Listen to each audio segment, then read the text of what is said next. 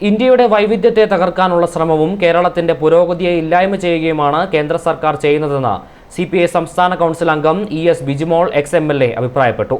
CPIയുടെ Vaikom town north south local സമ്മേളനങ്ങളുടെ ഭാഗമായുള്ള ബഹുജന റാലിയും പൊതുസമ്മേളനവും ഉദ്ഘാടനം ചെയ്ത് സംസാരിക്കുകയായിരുന്നു ബിജിമോൾ.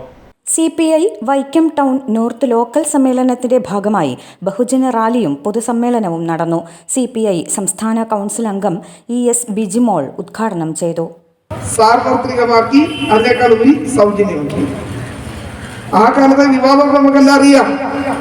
കമ്മ്യൂണിസ്റ്റ് ഗവൺമെന്റിനെ താഴെയിറക്കുന്നതുമായി ഉണ്ടായ വിവാദങ്ങൾ നമുക്കറിയാം. അതിന്റെ പിന്നിൽ പ്രവർത്തിച്ചവരാണ് ആരൊക്കെയാണ് എന്ന് പിന്നീട് പല വെളിപ്പെടുത്തലുകളും ഉണ്ടായി.